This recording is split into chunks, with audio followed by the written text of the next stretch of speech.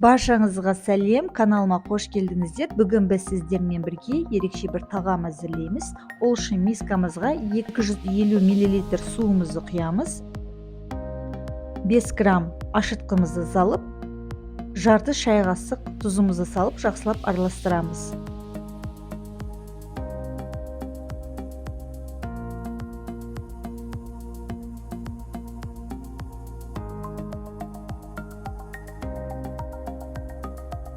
Артынан 400-450 грамм ұнымызды електен өткізіп, жақсылап араластырып, қолымызбен илей бастаймыз.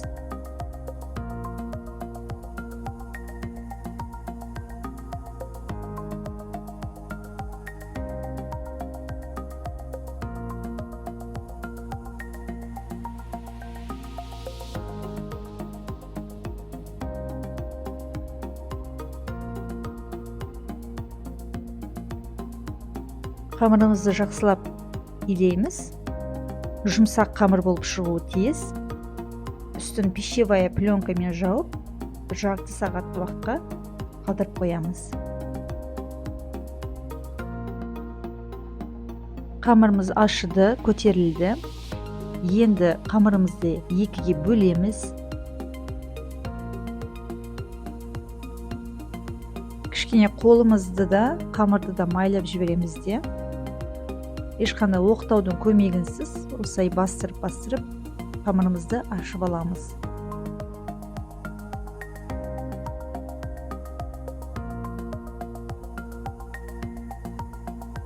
Енді бұл қамырымыздың бетіне туралған укроп пен петрушкамызды саламыз.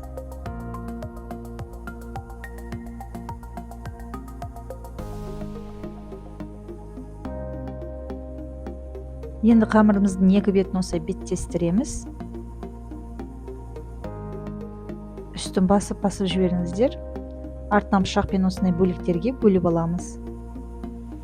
Енді турап алған әрбір бөлшекті екі-екіден бір-бірінің үстіне қоямыз да, майланған шпажканың көмегімен ортасына бастырамыз. Артынан қамырды созып, шпажканы қамырдың ортасына аламыз да, ораймыз. Барлық нанды солай жасап шығамыз.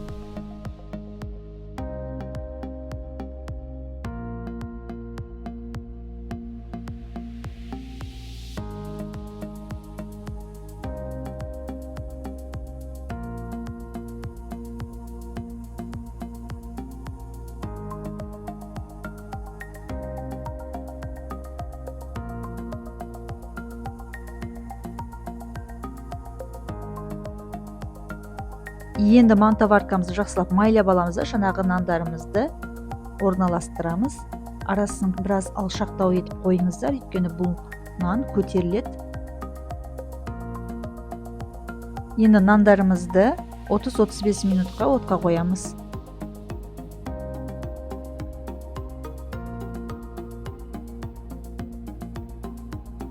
Нандарымыз бұда пісіп жатқан кезде етті алып тураймыз. Ірілеу етіп тураңыздар еттеріңізді.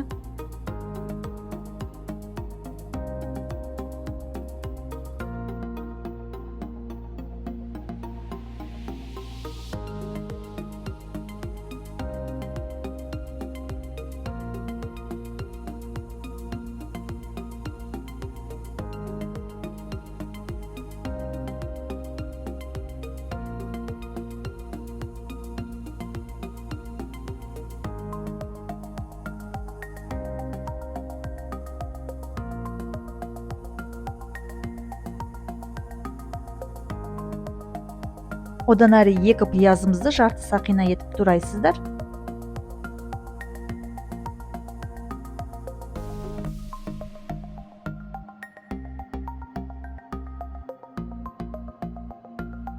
Төрт-бес картобыңызды да осылай ірілеу етіп турайсыздар.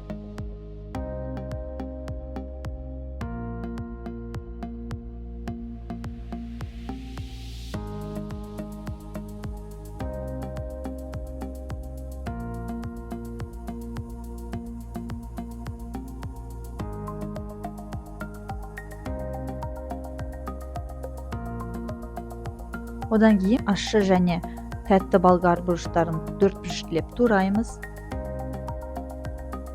Әртүрлі түстері болса, тіптен жақсы, тамағыңызға әдемі бір реңк береді.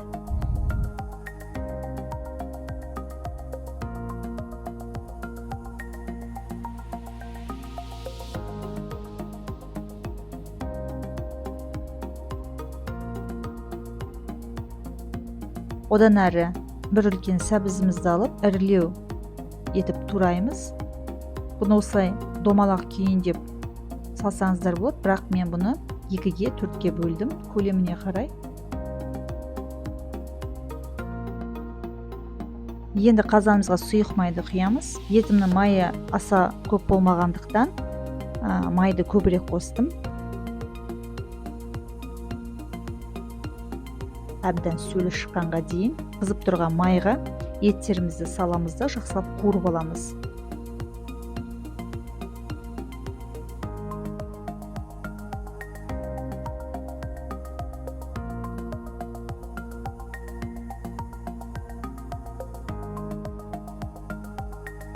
Енді қуырылған бұл етіміздің үстіне пияздарымызды саламыз.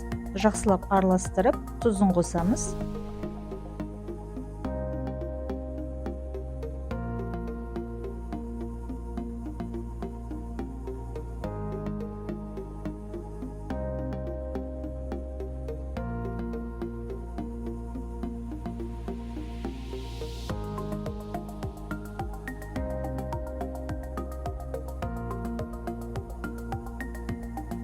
Еттің сөлі біраз шықсын деп, 5 минуттай қақпағын жауып пісіріп алдым. Енді етіміздің үстіне бағана туралған сәбізімізді және бұрыштарымызды қосып араластырамыз.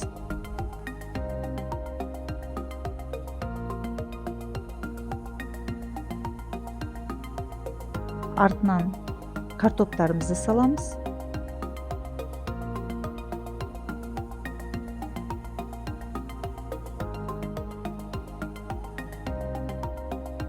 Енді кішкене тұзымызды қосамыз, специяларымызды қосамыз. Мен зира, қара бұрышты қостым.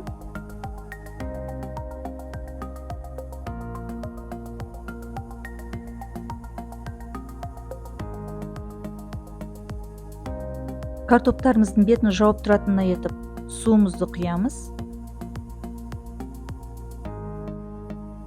1 тіс сарымсақты турап салдым. Ерекше дәм берсін деп 2 лаваш жапырағын да қостым. Енді жақсылап араластырып, қақпағын жауып, піскенге дейін күтеміз.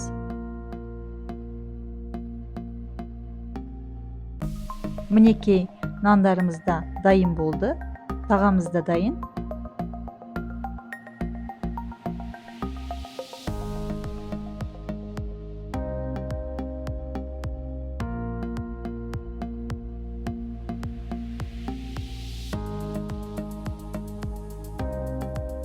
Тағамды ұсынар кезде петрушка мен укропты сепсеңіздер болады.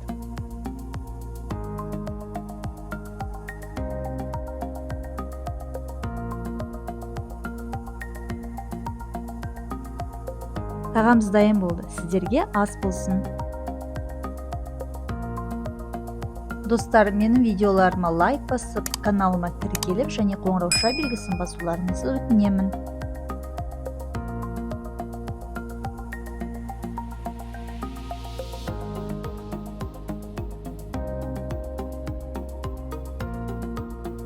Достар, сіздер де дәл осы тағамды менің рецептім бойынша жасап көріңіздер және видеоның астына өз пікірлеріңізбен бөлісе кетсеңіздер екен деймін.